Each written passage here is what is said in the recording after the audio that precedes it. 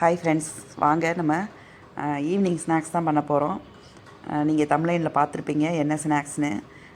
இது நம்மக்கிட்ட இருக்கிற மாவு, தோசை மாவோ இட்லி மாவோ, நீங்கள் எந்த அதாவது ரெண்டுமே ஒரே மாவு தான். நான் வந்து தோசைக்குன்னா கொஞ்சம் 2 வெந்தயம் அதிகமாக போடுவேன், இட்லிக்குனா 2 வெந்தயம் கம்மியாக போடுவேன். ஆனால் நம்ம தோசையும் ஊற்றிக்கலாம், நம்ம இட்லியும் ஊற்றிக்கலாம். இப்போ நம்ம அந்த மாவு வச்சு தான் நம்ம இப்போ சூப்பரான ஒரு சாயந்தரம் ஸ்நாக்ஸ் பண்ண போகிறோம். நினச்சோன்னே டக்குன்னு நம்ம செய்யக்கூடிய பதார்த்தம் தான் இதெல்லாமே. அதாவது ஸ்நாக்ஸ் தான். இதுக்கு நான் 3 பெரிய வெங்காயம் போட்டு நல்லா சாப்பரில் போட்டு அடித்து எடுத்துட்டேன் ஃப்ரெண்ட்ஸ். நல்லா இங்கே பாருங்கள், நல்லா பொடியாக இருக்கும். ரெண்டாவது நமக்கு கணிசமாக இருக்கும். அதனால தான் நம்ம சாப்பரில் போடுறது. இந்த மாதிரி இதுக்கெல்லாம் நம்ம குழம்பு அந்த மாதிரினா நம்ம கட் பண்ணி போட்டுக்கலாம். நான் எனக்கு தேவையான அளவு 2 பச்சை மிளகாய் எடுத்துக்கிட்டே, அவங்கவுங்க காரத்துக்கு ஏற்ப, உங்களுக்கு இப்போ காரம் கம்மியாக தேவைப்படலாம், கூட தேவைப்படலாம். அதனால் உங்கள் காரம் வேணுங்கிற அளவுக்கு நீங்கள் காரம் சேர்த்துக்கோங்க. இதுக்கு நான் ஒரு பச்சை மிளகா, அதாவது ஒரு கேரட் எடுத்திருக்கேன். கேரட் எடுத்து பொடி கண்ணில் துருவிக்கங்க. ஏன்னா அது பெருசு பெருசாக நம்ம நறுக்கி போட்டோம்னா சாப்பிடும்போது நமக்கு வெங்காயம் பொடியாக போட்டிருக்கோம். இப்போ கேரட் மட்டும் நம்ம கட் பண்ணி போட்டோம்னா அது நம்ம சாப்பிடும்போது வாயில் கடித்து சாப்பிட்ற மாதிரி இருக்கும். நீங்கள் துருவி போட்டிங்கன்னா எல்லாமே ஈவனாக இருக்கும், சாப்பிட்றதுக்கு சூப்பராக இருக்கும். இப்போ நான் துருவி எடுத்துக்கிட்டேங்க பாருங்கள். கலர்ஃபுல்லான ஒரு கேரட், பச்சை மிளகா, வெங்காயம், அப்புறம் அதுக்கு தேவையான நம்ம கருவேப்பிலை, கொத்தமல்லி எல்லாம் போட்டு கட் பண்ணி எடுத்துக்கலாம். ஒன்றுமே எனக்கு இல்லையே என்ன செய்கிறது அப்படின்னு சொல்லிட்டு நம்ம உட்காந்துருக்கும்போது டக்குன்னு மாவு இருக்கிற ஞாபகம் வரும் எல்லாருக்குமே. அந்த மாவு எடுத்து ஒரு பணியாரம், இல்லைன்னா அதுலேயே 2 மண்டவளம் காய்ச்சி ஊற்றி ஸ்வீட் பணியாரம் போட்டுக்கலாம். நான் இன்றைக்கி கார பணியாரம் தான் போட போகிறேன் ஃப்ரெண்ட்ஸ். ஸ்வீட் யாருமே ஜாஸ்தி சாப்பிட மாட்டேங்கிறாங்க. நான் ஸ்வீட்லாம் பண்ணி வீடியோ போடும்போதே உங்களுக்கே தெரியும், நான் கொஞ்சம் கொஞ்சமாக தான் செய்வேன். அதுவே நிறைய நாள் இருக்குது ஃப்ரெண்ட்ஸ் அந்த ஸ்வீட்மே. அதனால் சரி கார பணியாரம் பண்ணிடுவோம் அப்படின்ட்டு. இங்கே பாருங்கள், இப்போ கடவுளுந்தம்பருப்பு சட்டி வச்சு கடவுளுந்தம்பருப்பு போட்டாச்சு. நல்லா கடுகு வெடித்ததுக்கப்புறம் அதுக்கு நம்ம 2 கடலைப்பருப்பு போட்டுக்குவோம். அந்த கடலைப்பருப்பு தான் அந்த பணியாரத்துக்கான அந்த டேஸ்ட்டே கொடுக்கும். அந்த சாப்பிடும்போது கடலைப்பருப்பு தட்டுப்படலாம், ஏன்னா தட்டுப்பட்டால் மட்டும்தான் நமக்கு அந்த டேஸ்ட்டு நல்லாயிருக்கும். இப்போ நம்ம நறுக்கி வச்ச அதாவது சாப்பரில் போட்ட வெங்காயத்தை போட்டு நம்ம நல்லா வதக்கிக்குவோம். பச்சையாகவும் சில பேர் போடுறாங்க ஃப்ரெண்ட்ஸ். நான் வந்து பச்சையாக போட மாட்டேன். நம்ம வதக்கி தான் போடணும். வதக்கி போட்டால் தான் நமக்கு வந்து அந்த டேஸ்ட் வாசனையாக இருக்கும், அந்த வதக்கிற வாசனை நல்லாயிருக்கும். இப்போ நம்ம நல்லா வெங்காயத்தை வதக்கிக்கிட்டு, இப்போ நம்ம இந்த கேரட்டு, பச்சை மிளகா, கருவேப்பிலை இதெல்லாம் நறுக்கி வச்சுருக்கோம் இல்லையா, இதெல்லாம் நம்ம எடுத்து வச்ச மாவில் நான் கொஞ்சமாக தான், ஒரு 15-20 பணியாரத்துக்கு தான் நான் எடுத்து வச்சுருக்கேன் ஃப்ரெண்ட்ஸ் மாவு. போதும், சாயந்தரம் ஸ்நாக்ஸ் இது சாப்பிட்டாலே வயிறு அடைச்சி போயிடும். இப்போ இதுக்கு வந்து பெருங்காயம் போட்டுக்கோங்க. பெருங்காயம் போட்டால் நல்லா வாசனையாக இருக்கும். நீங்கள் பெருங்காயம் எல்லா அதுக்குமே பெருங்காயம் போடலாம் ஃப்ரெண்ட்ஸ். எல்லா சமையலுக்குமே நம்ம பெருங்காயம் போட்டுக்கலாம், நல்லாயிருக்கும். இப்போ அதுக்கு தேவையான அளவு மாவில் உப்பு இருக்குது, அதனால் நான் மாவில் கம்மியாக தான் போட்டிருக்கேன். இப்போ நம்ம வதக்கின வெங்காயத்தை எடுத்து நம்ம இந்த மாவில் சேர்த்துக்கலாம். ஒரு 5 நிமிஷம் கழித்து சேர்த்துக்கோங்க. கொஞ்சம் சூடு ஆறுனதுக்கப்புறம் சேர்த்துக்கோங்க. சூடோடு போட்டிங்கன்னா மாவு கெட்டி கட்டிடும், அந்த உருண்டையாக வந்துடும் சூடோடு போடும்போது. அதனால் நான் கொஞ்சம் ஆறுனதுக்கப்புறம் தான் நான் வெங்காயத்தை சேர்த்துக்கிறேன். இப்போ இதை நல்லா வெங்காயத்தை சேர்த்துட்டு நல்லா நம்ம ஒரு கலக்கி விட்டுருவோம் ஃப்ரெண்ட்ஸ். இங்கே பாருங்கள், ஒரு கலர்ஃபுல்லான மாவு. நல்லா கேரட்டு, வெங்காயம், பச்சை மிளகா, கருவேப்பிலை, மல்லி, கடலைப்பருப்பு, அதாவது கடலைப்பருப்பு தாளித்து கொட்டினது. மாவு நல்லா கெட்டியாக இருக்குது ஃப்ரெண்ட்ஸ். சரி, ஒரு ஈடு ஊற்றி பார்ப்போம், கரெக்டாக வந்ததுன்னா பார்ப்போம். ரொம்ப கொஞ்சம் தண்ணியாக கலந்தாச்சுன்னா சட்டியை விட்டு எந்திரிக்காது. நம்ம அடிக்கடி பணியாரம் செய்கிறதுக்கு இல்லை, எப்போயோ ஒரு தடவை தான் செய்கிறோம். அப்படிங்கும்போது நம்ம சட்டி வந்து இந்த சட்டி நான்ஸ்டிக் கல் தான், நல்லா தான் வரும். இருந்தாலும் நம்ம ஊற்றி பார்த்துட்டு நல்லா வந்ததுன்னா இப்படியே நம்ம கண்டினியூ பண்ணிக்குவோம், இல்லைன்னா லைட்டாக தண்ணி ஊற்றிக்குவோம் அப்படின்ட்டு. இப்போ நான் சட்டி வச்சுட்டேன். சட்டி நல்லா அலம்பி மதியமே நான் அலம்பி வச்சுட்டேன். இப்போ என்ன தான் இருந்தாலும் லைட்டாக தூசி பட்டிருக்கும் இல்லையா, அதனால் நம்ம தொடச்சிக்கலாம். டிஷ்யூ பேப்பரை போட்டு நான் தொடச்சிக்கிட்டேன். அதுக்கப்புறம் இதுக்கு எண்ணெய் நிறைய ஊற்றணும் ஃப்ரெண்ட்ஸ். பணியாரத்துக்கு எல்லாமே, அது நம்ம ஸ்வீட் பணியாரமாக இருந்தாலும் சரி, கார பணியாரமாக இருந்தாலும் சரி, நம்ம ஓரளவுக்கு எண்ணெய் இருந்தால் தான் அது நம்ம பேச்சை கேட்கும். இல்லைன்னா அது பேச்சை நம்ம கேட்கணும். நம்ம பேச்சை கேட்கணுமா இல்லை அது பேச்சை நம்ம கேட்கணுமா சொல்லுங்கள்?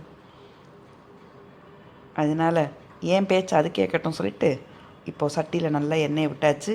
நிறையவே தாராளமாக எண்ணெய் விட்டுருக்கேன். ஊற்றி பார்ப்போம். நமக்கு ஒரு பதார்த்தம் செய்யும்போதே ஓகே இது நல்லா வரும் அப்படிங்கிற மனசில் ஒரு பொறி தட்டுப்படும் ஃப்ரெண்ட்ஸ். அந்த மாதிரி ஓகே, இப்போ நம்ம மாவுக்கும் இந்த சட்டிக்கும் நல்லா வரும்னு தோணுது. ஊற்றி பார்ப்போம், நம்மளே சொல்லிக்கப்படாது. இப்போ ஸ்டாண்டு வச்சு எடுக்கிறனால எனக்கு கொஞ்சம் சௌகரியமாக இருக்குது ஃப்ரெண்ட்ஸ் வீடியோ எடுக்கிறதுக்கு. கெட்டியாக தான் ஊற்றுறேன், ஆனால் எப்படி வருதுன்னு தெரியலை. நம்ம கெட்டியாக ஊற்றினாலுமே நம்ம வெந்து எடுக்கும்போது நம்ம பிச்சோன்னா அந்த அந்த பணியாரம் வந்து நல்லா பூ போல் உள்ளே வெந்திருக்கணும். அப்போ தான் நம்ம கரைச்ச மாவு பக்குவம் கரெக்டாக இருக்குன்னு நமக்கு தெரியும்.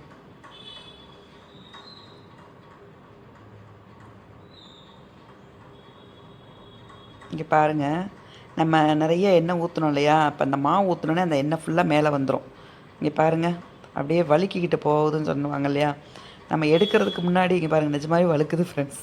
நம்ம எண்ணெய் ஊற்றிருக்கோம்ல, அந்த எண்ணெய் ஒட்டாது. நம்ம நான்ஸ்டிக் எல்லாம் இருந்தாலும் நம்ம எந்தெந்த பதார்த்தத்துக்கு நம்ம எண்ணெய் கொஞ்சம் ஊற்றணுமோ அது ஊற்றுனா தான். என் பசங்க அம்மா என்னம்மா எண்ணெய் நிறையா ஊற்றிருக்கீங்க அப்படின்னு. நான் சொல்லுவேன், தோசை வந்து மொறுமொறுன்னு வேணும்னு சொல்கிறேன் இல்லை, எப்படி தோசை மொறுமொறுப்பு வரும்? அந்த மொறுமொறுப்பு கூட வந்துடும், ஆனால் நம்ம எண்ணெய் ஊற்றினா மட்டும்தான் அந்த கலர் வரும், கலர் கொடுக்கும். எப்பயுமே நான் சொல்லுவேன், தோசையில் இந்த மாதிரிலாம் எண்ணெய் நம்ம கொஞ்சம் ஊற்றினா தான் அந்த நமக்கு அந்த ப்ரௌனிஸாக வரும். அதே மாதிரி தான் இந்த பணியாரம், நம்ம அப்பம் குத்துறது எல்லாமே கொஞ்சம் நெய்யோ இல்லை எண்ணெயோ நம்ம ஊற்றினா மட்டும்தான் நிறமும் நல்லாயிருக்கும், சாப்பிட்றதுக்கும் அந்த மொறுமொறுப்பு தன்மையும் இருக்கும் ஃப்ரெண்ட்ஸ். இங்கே பாருங்கள், எனக்கு இந்த பணியாரம் எடுக்கும்போதே அவ்வளோ ஆசாசியாக இருந்தது. வலிக்கிட்டு போகிறான். சமையல்னால் உயிர் ஃப்ரெண்ட்ஸ். எனக்கு உண்மையிலேயே எல்லாருக்குமே சமையல் பிடிக்கும், ஆனால் எனக்கு ரொம்ப இந்த சமையலை வந்து அவ்வளோ நேசிப்பேன் நான். அது என்னமோ எனக்கு அது அப்படியே ஆரம்பத்துலேருந்து அப்படியே வந்துட்டேன். அதாவது சமையல் கற்றுக்கிட்டதுலேருந்தே. எனக்கு நான் சமையல் கற்றுக்கிட்டது ஒரு 13 வயசுலேயே கற்றுக்கிட்டேன் ஃப்ரெண்ட்ஸ். அதுலேருந்து நமக்கு சமையல் தான் உயிர் நாடி அப்படின்னு சொல்லணும். இங்கே பாருங்கள், அவ்வளோ கலராக இருக்குது, அவ்வளோ எப்படி இருக்குது பாருங்கள், ப்ரௌனிஸாக சூப்பராக வந்திருக்கு ஃப்ரெண்ட்ஸ். நம்ம இப்போ தண்ணி ஊற்ற வேண்டாம், இந்த மாவு பக்குவமே கரெக்டாக தான் இருக்குது. இப்போ இது வந்து 7 குழி ஃப்ரெண்ட்ஸ். இப்போ நான் இன்னொரு ஈடு ஊற்ற போகிறேன். அப்போ 7 இங்கே பாருங்கள், நான் என் கண்ணே பட்டுருச்சு, அதனால கொஞ்சம் லைட்டாக பிஞ்சிருச்சு ஃப்ரெண்ட்ஸ். பாருங்கள், எடுக்கும்போதே அப்படியே எண்ணெய் எப்படி இருக்குன்னு பாருங்கள். இதெல்லாம் வந்து கொதிக்க சாப்பிட்டா தான் நல்லாயிருக்கும். இதுக்கு நான் தேங்காய் சட்னி எதுவுமே அரைக்கலை ஃப்ரெண்ட்ஸ். ஏன்னா இதுலேயே பச்சை மிளகா, வெங்காயம், கேரட் எல்லாமே இருக்குது. அதனால் தம்பி வந்து கடைக்கு போயிட்டனால நைட்டு தான் வருவார் இல்லையா, அதனால் ஆறி போயிடும். நைட்டுக்கு எப்படி நம்ம டிஃபனுக்கு வந்து சட்னி அரைப்போம், தோசை மாவு இருக்குது, ஓகே அப்போ அந்த சட்னியை தொட்டுட்டு சாப்பிட்டுக்கட்டும். நானும் என் மருமக பொண்ணும் தான். நம்ம அந்த பணியாரத்தை சூடாக கொதிக்க மருமக பொண்ணாவது கொஞ்சம் ஆறுனா சாப்பிட்ருவாங்க. அப்படி கொதிக்க வேணும்லாம் நினைக்க மாட்டாங்க பாவம். ஆனால் நான் கொதிக்க நெருப்பு கோழி மாதிரி சாப்பிட்ருவேன். அப்படியே பழகிருச்சு ஃப்ரெண்ட்ஸ். நான் இப்போ வந்து செல்லை வந்து கையில் எடுத்துட்டேன், ஏன்னா க்ளோஸ்அப்பில் காமிக்கணுங்கிறனால. இங்கே பாருங்கள், நிறம் எப்படி இருக்குது நிறம். வாங்க ஃப்ரெண்ட்ஸ், நீங்களும் சேர்ந்து சாப்பிட்லாம். சுட இருக்குது, கொதிக்க இருக்குது ஃப்ரெண்ட்ஸ். ரெண்டாவது ஃபஸ்ட் ஈடும் அப்படி தான் இருந்தது, ரெண்டாவது ஈடும் அப்படி தான் இருக்குது. நான் கொஞ்சம் சிம்மில் வச்சுட்டேன், அதனால் அந்த சைடில் இருக்கிறதெல்லாம் கொஞ்சம் வேகிறதுக்கு ஒரு நிமிஷம் ஆகும். இந்த சைடு உள்ளதெல்லாம் கொஞ்சம் காய்ச்சல் இருக்குது, அதனால் திருப்பி விடுறதுக்கு கரெக்டாக இருக்குது. அந்த 2 பணியாரம் மட்டும் கொஞ்சம் காய்ச்சல் அங்கே அந்த பக்கம் சிம்மில் வச்சுட்டேன், அதனால் கொஞ்சம் திருப்பி விடுறதுக்கு கொஞ்சம் லேட் ஆகுது. அதுக்குள்ளே ரெடி ஆயிடுச்சு.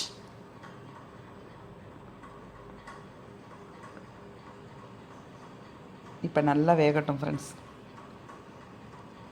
இதுக்கு என்ன நீங்கள் பத்தலைன்னா ஊற்றிக்கிங்க. ஏன்னா நான் வந்து ரெண்டாவது இப்போ இந்த இதோட முடிய போகுது. அடுத்து ஒரு 4 பணியாரத்துக்கு தான் மாவு இருக்குது. அது தம்பி வந்தோடனே சூடாக ஊற்றி கொடுக்கலான்ட்டு. இப்போ நான் அந்த பணியாரத்தை நான் எப்படி எடுக்கிறேன்னு பாருங்கள். யாராவது இதில் என்ன ட்ரிக் இருக்குதுன்னு கண்டுபிடிங்க. நானும் ஒவ்வொரு வீடியோலையும் ஒவ்வொரு ட்ரிக்கு சொல்கிறேன் ஃப்ரெண்ட்ஸ் உங்களுக்கு. அது டிப்ஸாகவும் நீங்கள் எடுத்துக்கலாம். நான் அந்த மாதிரி யோசனையாக செய்கிறேன்னு கூட நினச்சிக்கலாம். இப்போ பாருங்கள், நான் ஒரு பக்கம் இருக்கிற பணியாரத்தை ஒரு பக்கம் போட்டு எடுக்கிறேன்னா, ஏன்னா எண்ணெய் நிறையா இருக்கிற அந்த குழியில் இப்படி போட்டு தடவி எடுக்கிறேன். உங்களுக்கு தெரியுதா? அது ஏன்னா நமக்கு வந்து அந்த சட்டியில் எண்ணெய் வேண்டாம், நம்ம திரும்ப ஊற்றும் போது எண்ணெய் ஃப்ரெஷ்ஷாக ஊற்றிக்குவோம் அப்படின்ட்டு. இப்போ பாருங்கள், அந்த சட்டியில் ஒரு எண்ணெய் இருக்கா பார்த்தீங்களா?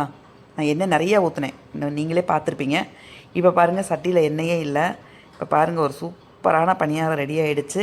இந்த மாதிரி நீங்களும் செஞ்சு சாயந்தர நேரம் ஸ்நாக்ஸு செஞ்சு சாப்பிட்டு பாருங்கள், எப்படி இருக்குன்னு சொல்லுங்கள். இந்த வீடியோ உங்களுக்கு பிடிச்சிருந்தா லைக் பண்ணுங்கள். Thank you friends.